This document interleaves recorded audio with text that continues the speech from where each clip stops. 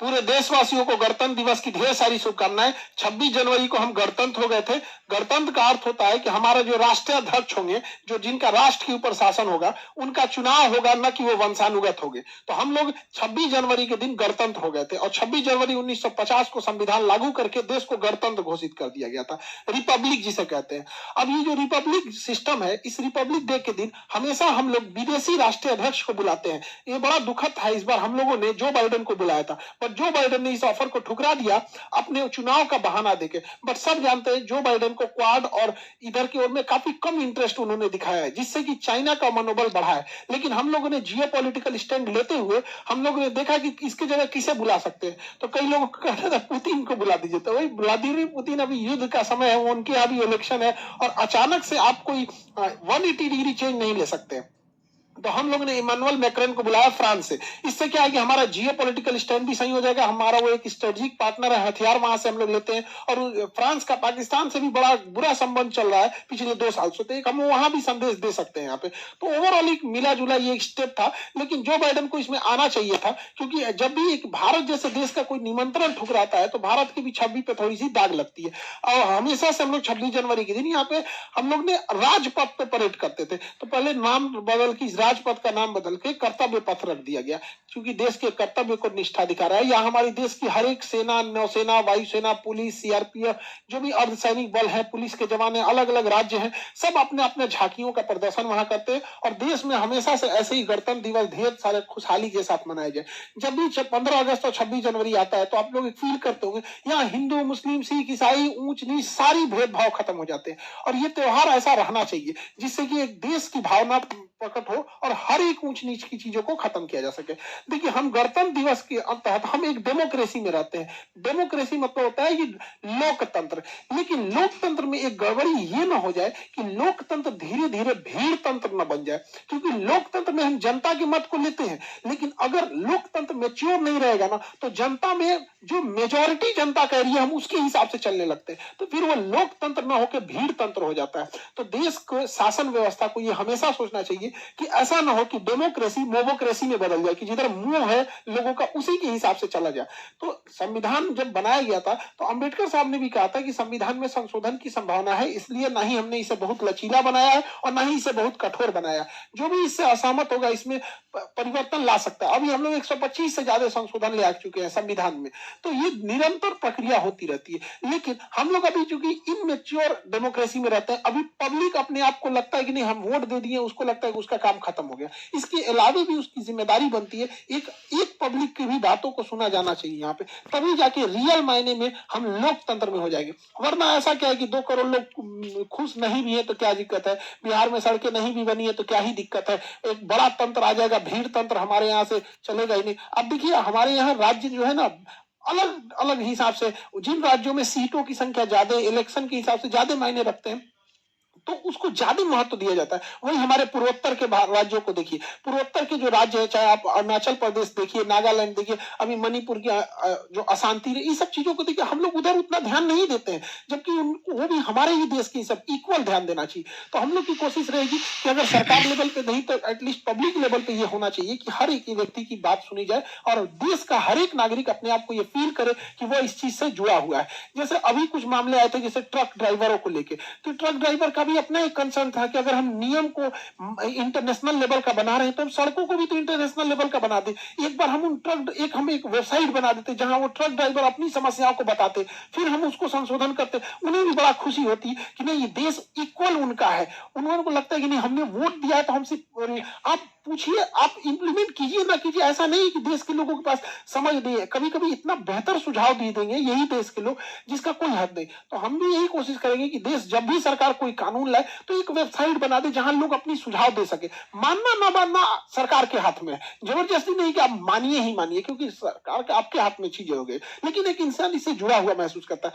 Truck driver के लिए नितिन गडकरी साहब ने कितना बेहतर काम किया था, उनके लिए एसी किया, एसी केबिन वाला व्यवस्था कर दिया। तो कहने का मतलब मतलब है कि एक बेहतर ढंग से और हम मेच्योरिटी दिखा सके। और कई बार ऐसा होता है कि डिसीजन जब एक बहुत बड़े लेवल पे जाता है तो नीचे लेवल पे उसका दुष्प्रभाव भी देखने को मिल जाता है, जिसका हालिया एग्जाम्पल आप देखेंगे रेलवे एएलपी में। आपको रेलवे एएलपी में क्या हुआ कि जब भी वैकेंसी आती थी रेलवे में तो एक बड़ी संख्या में रोजगार देता था। रेलवे से लोगों का इमोशन जुड़ा हुआ था और बच्चे जो थे इसके काफी समय से इंतजार कर रहे थे, 5 सालों से। और 5 सालों में जब एएलपी की वैकेंसी आई थी तो महज 5696 वैकेंसी आई, यानी साल का देखेंगे तो 1100 वैकेंसी।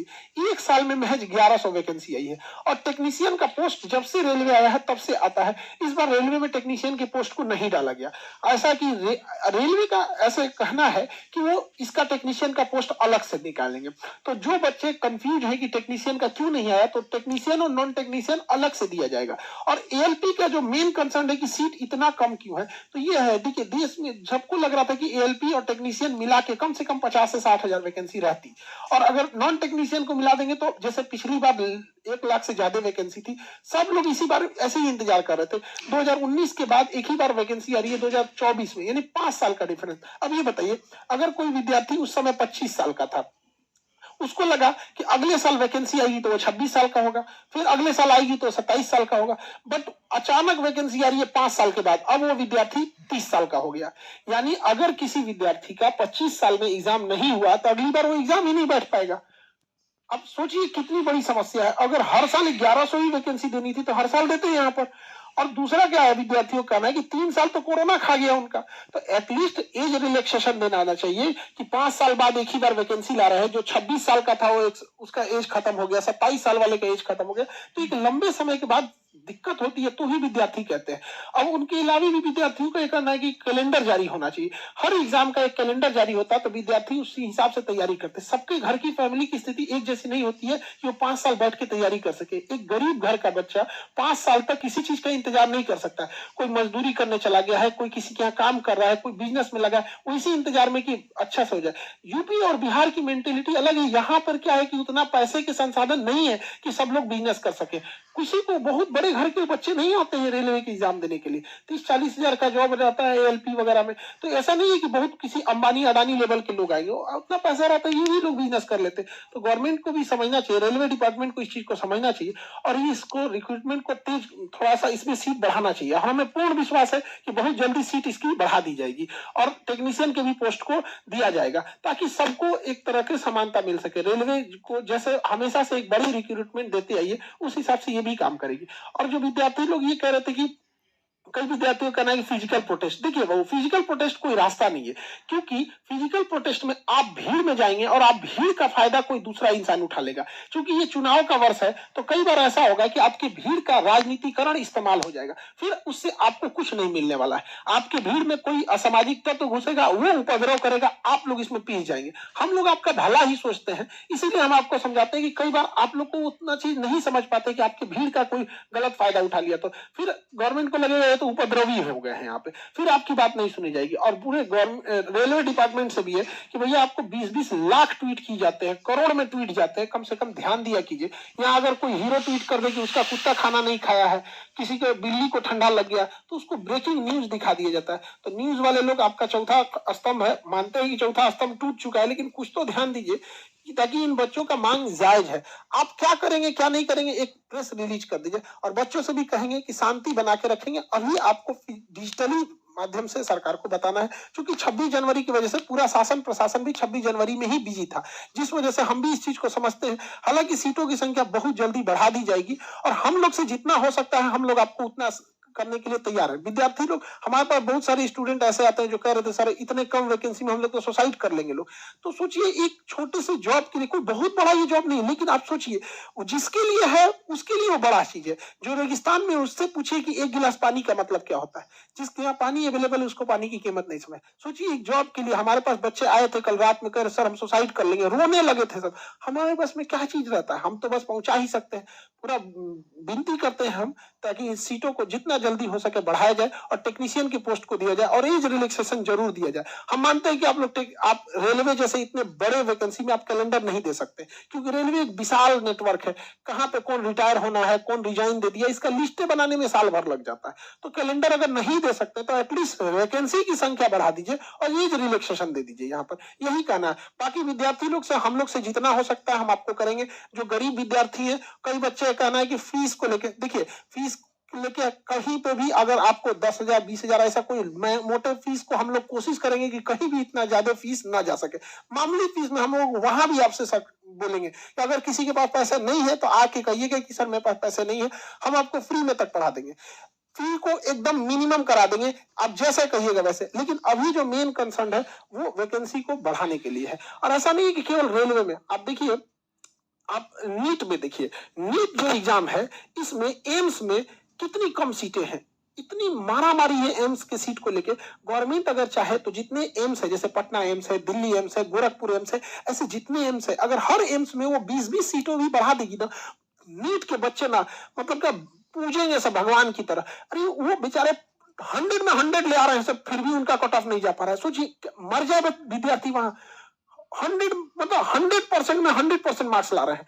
सीटें इतनी कम है जिस वजह से एक बहुत बड़ी प्रतिभा प्रभावित हो रही है। तो हम तो कहते हैं कि रेलवे में बढ़ाइए और नीट वाले बच्चों के लिए भी एम्स में थोड़ा ध्यान दीजिए, क्योंकि प्राइवेट हॉस्पिटल से एमबीबीएस करने में, प्राइवेट कॉलेज से कम 1 करोड़ रुपए खर्च होते हैं। अब आप जरा सोचिए, जो 1 करोड़ रुपए दे के फीस दे के डॉक्टर बना होगा, अब वो आपका इलाज करेगा 100 रुपए में? कभी नहीं कर पाएगा। 1 करोड़ कहां से लाया होगा? कोई घर बेच के लाया होगा, कोई जमीन गिरवी रख के लाएगा। सबके पास 1 करोड़ रुपए नहीं होते। लेकिन अगर गवर्नमेंट कॉलेज रहेगा तो वही आपका एम्स में अगर करेगा तो 5 से 6 हजार में हो जाता है। जहां 1 करोड़ लग रहा है वहां 5 से 6 हजार में हो जाता है। तो बेहतर है ना, देश को बेहतर डॉक्टर मिलेंगे और देश की भलाई होगी। क्योंकि इंफ्रास्ट्रक्चर, आप देखिए डॉक्टर्स की बहुत कमी है, स्पेशली अच्छे डॉक्टर्स की तो बहुत कमी है यहाँ पे, जिस वजह से भारत के हेल्थ सिस्टम भी गड़बड़ हो रहा है। तो नीट वाले बच्चों के लिए भी हम कहेंगे कि उनकी भी सीट की संख्या को बढ़ाया जाए और नीट के भी टीचर्स लोग इसमें अपनी बात रखें। एटलीस्ट एम्स में अगर हर एम्स में अगर 20-20 सीटें भी बढ़ा दी जाती हैं तो एक अच्छा खासा इंपैक्ट देखने को मिलेगा। और जो बच्चे नीट की तैयारी कर रहे हैं वो लोग अक्सर गलती क्या करते हैं, लास्ट के टाइम पे, शुरुआत के पढ़े हुए बच्चे लास्ट में कुछ गड़बड़ी करते हैं और लास्ट मोमेंट में आके फ्रस्ट्रेट हो जाते हैं। तो अभी क्या है, आपके एग्जाम में 75 दिन बचा हुआ है। 75 दिन में आप बहुत कुछ कर सकते हैं। अगर आप शुरुआत में पढ़े हैं, बीच में गड़बड़ हो जाता है तो बहुत सारे डिप्रेशन में चले जाएंगे। कोटा में देख रहे हैं सुसाइड कैपिटल बढ़ते जा रहा है। तो आप लोग घबराइए नहीं, बल्कि 75 दिन को सदुपयोग कीजिए। प्रीवियस ईयर क्वेश्चन बनाइए, टेस्ट सीरीज चैप्टर वाइज लगाइए, उसका डिस्कशन सुनिए, यहाँ पे क्या हो रहा है। जो चैप्टर कमजोर है उसको देखिए। कई ऐसे चैप्टर होते हैं जिसमें बहुत टफ होता है, उसको पढ़ने का, उसको पूरा कवर करने में आपको 10 दिन लग जाता है, लेकिन जिससे 3-4 क्वेश्चन आते हैं। तो जो लास्ट मोमेंट में बच्चे बचे हैं, दो तरह के बच्चे होते हैं। एक जिन्हें टॉपर सीरीज में जाना है, रैंक आना है टॉप 100 में, वो एक अलग होता है, उनको सब कुछ देखना होता है। लेकिन एक वो बच्चे होते हैं जिनको एक सीट चाहिए होती है। तो आप अगर लास्ट मोमेंट में है तो जो बहुत घुमाऊ चैप्टर है उस पर ध्यान ना दीजिए, क्योंकि वो 10 दिन खा जाएगा आपका, 2 से 3 क्वेश्चन बनेगा। तो जो क्वेश्चन पे आपकी पकड़ है लास्ट मोमेंट पे 75 दिन में एकदम बेहतर कीजिए। हम लोग से क्या है वो, हम जितना आप लोग को कर सकते हैं हम लोग अपनी पोजीशन के हिसाब से हम लोग करते हैं। 75 दिन के अंदर हम लोग क्या करते हैं, एक डेली टेस्ट सीरीज के लिए जो बच्चे जो फाइनेंशियली वीक हैं, हम बस उनके लिए कहते हैं। वरना जो सक्षम है 2 लाख देने के लिए आप लोग जाओ भैया कोटा, हम मना नहीं कर रहे हैं। लेकिन जो सक्षम नहीं है उनके लिए हम कह रहे हैं कि डेली लाइव क्लासेज रिकॉर्डेड, उनका डेली चैप्टर वाइज टेस्ट और टेस्ट के साथ साथ डिस्कशन, टेस्ट डिस्कशन क्लास, उसका डिस्कशन टेस्ट, पूरी एक 75 दिन का प्लान है। और जितने टीचर्स हैं वो सारे कोटा के बेहतरीन टीचर्स को हम आपके लिए ले आती हैं। अब आप 75 दिन में जितना कर सकते हो कर लो। अगेन हम बता रहे हैं जिनके पास 1.5-2 लाख रुपए है, आप लोग जाइए। ये उनके लिए है जो सक्षम नहीं थे। हम लोग से जो बन सकता है वो कर सकेंगे। कि बहुत सारे बच्चे यूपी बिहार से कोटा नहीं जा सकते थे, तो हर जगह नहीं जा सकते, तो फिर हमने भी यही सोचा कि जो बेहतर शिक्षक थे उन लोग को यहाँ लाया जाए। सचिन उपाध्याय सर फिजिक्स के लिए, आपके उज्जवल पीयूष सर केमिस्ट्री के लिए, विनीत सर आपके केमिस्ट्री के लिए है, ललित यादव सर केमिस्ट्री के, किरण जोत मैम बायोलॉजी के लिए, और बायोलॉजी के लिए 3-4 नाम है जिसको हम अभी नहीं बता पाते, बट 1 हफ्ते के अंदर हम आपको जरूर डिस्क्लोज करेंगे। अब आप समझते हैं, जैसे यूपीएससी भी आया था तो हमने सारे टीचर्स को नहीं बताया था, लेकिन जैसे आया था इंडिया के बेस्ट टीचर्स को, तो जो भी गरीब बच्चे हैं, चाहे वो यूपीएससी यूपीएससी की हो, नीट की हो या रेलवे वाले बच्चों को, आप लोग के लिए हम लोग से जितना बन सकता है हम करते हैं। 75 दिन बचा है, देश के भविष्य है डॉक्टर साहब, देश को चाहे वो रेलवे हो, बीपीएससी हो, यूपीएससी हो, जितने भी बच्चे सब लोग को ढेर सारी शुभकामनाएं, और मन लगा के पढ़ाई कीजिए, अंतिम समय तक पढ़िए। रेलवे हो, नीट हो, सब बच्चे फ्रस्ट्रेट हो जाते हैं लास्ट टाइम पे, तो आपको फ्रस्ट्रेट होने की जरूरत नहीं है। हम लोग से बैकएंड से जितना हो सकता है हम लोग कोशिश करते हैं आप लोग के लिए बेहतर से बेहतर किया जा सके। आई होप आप इसे समझे होंगे। मिलेंगे नेक्स्ट क्लास में। जय हिंद।